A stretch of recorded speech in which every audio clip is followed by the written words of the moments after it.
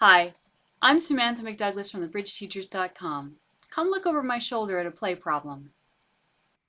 On this hand, our partner was the dealer and opened one diamond, showing 3 or more diamonds and an opening hand or better. We responded one spade, showing 4 or more spades and 6 or more points, and West doubled. This should be a takeout double, showing an opening hand or better, and because 2 suits have been bid by the opponents, West should have at least 4 cards in both unbid suits. Our partner now redoubled. This is a support redouble, showing 3 card support in the spade suit. East passed, we passed, and now West bid 2 hearts. Partner bid 2 spades, and everyone passed. West led the King of Hearts. It is optimal to have at least 8 cards in a suit when we name it trump, but occasionally we end up playing in a 7-card fit.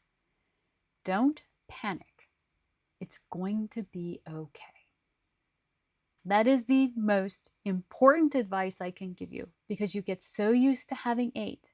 When you have 7, people tend to panic and not draw trump. Before you ever play a card, I want you to come up with as complete of a plan as you can.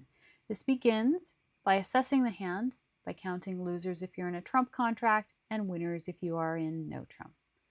On this hand, however, we are going to play through the first 7 tricks, and then I'm going to ask you what you would do. I'd like you to keep track of both the spades and the diamonds. And with no further ado, we are off. The person who played our hand played the ace, and then led a spade, playing the 10 from their hand and losing to the ace. West now cashed the Queen of Hearts, making the Jack good. That was awfully nice of them. And then they led a heart, which we won with the Jack, and the person who held our hand discarded a club. They now cashed the Jack of Spades, with everyone following,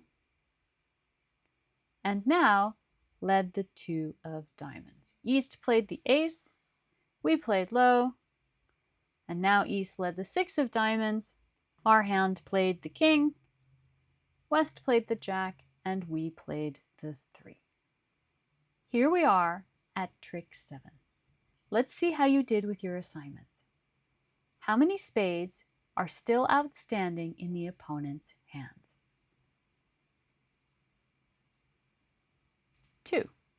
Are they higher or lower than our spades? Both of them are lower. How many diamonds are outstanding in the opponent's hands? 0. Let's take a moment and assess the hand. At this point, how many losers do we have? 1. Our spades are good, our diamonds are good, but we still have 2 clubs. We can play the ace on the 6, but the 8 is in danger of losing. Looking at the club loser, we have 2 potential ways to get rid of the loser. What are they? We could finesse, and we could discard.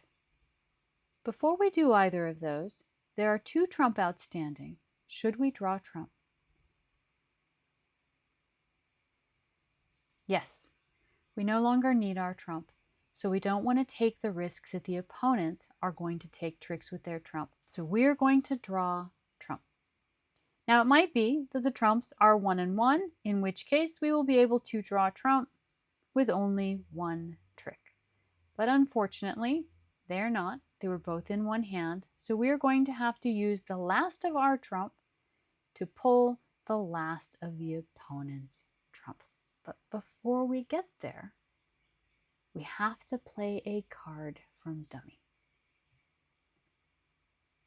What card would you play? The Queen of Clubs. I know that this is very, very difficult. We are talking about playing an honor, a high card, a queen. keeping a lousy 7 and throwing away a queen. That doesn't make any sense. Why would we do that? Because the 7 of diamonds is good and the queen of clubs is not. It is not how high a card is that gives it value. It's what it can do for you. When you look at the cards in dummy, the ace of clubs is good. So obviously we don't want to throw the ace of clubs. But so too are the 3 diamonds. Those 3 diamonds are all 3 good. The queen of clubs is not. We haven't played clubs at all, except for having discarded one. So that king of clubs is still outstanding. When we think about how we're going to get rid of our club loser, which of the 2 methods are we going to choose? Are we going to discard or are we going to finesse? We're going to discard. Discarding is way better than finessing. If you look at the club suit now, if we take the finesse and the king is in the east hand, we are going to lose that trick. And there is no reason to lose that trick.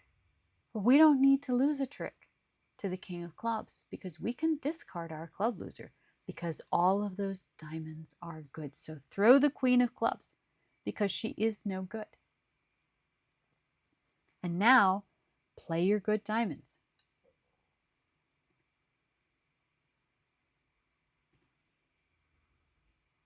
And get rid of the not good club. Now, all we have left is the ace of clubs. We are taking the rest of the tricks for a very nice score. If we go back, if we throw away the 7 of diamonds because it's a little card, and why would we throw away a queen when we can throw away a little card? Now, we still have a club loser, and we can't discard because our diamonds are even. Every time we play a diamond, we have to follow suit. So now we have to take the club finesse. And if it doesn't work, we've lost a trick we didn't need to lose. Let's put that 7 of diamonds back in dummy. You can think of this in terms of the best way to get rid of a loser is to discard. Or you can simply think of it as my 7 of diamonds is good and my queen of clubs isn't. But you don't want to think of it as my queen of clubs is a high card and my 7 of diamonds is a low card. It is not how high a card is. It's what it can do for you.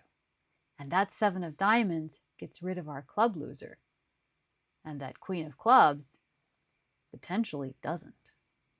However you think about it, you definitely want to get rid of the queen of clubs here and guarantee you're taking the rest of the tricks because now the north hand is all good. Finessing is a great way to get rid of losers, but it is our last choice. If you have another option, it's almost certainly a better option. Thank you. In the deep dark of winter, what better way to spend time with friends and family than playing bridge? Please join our family by liking and subscribing these videos.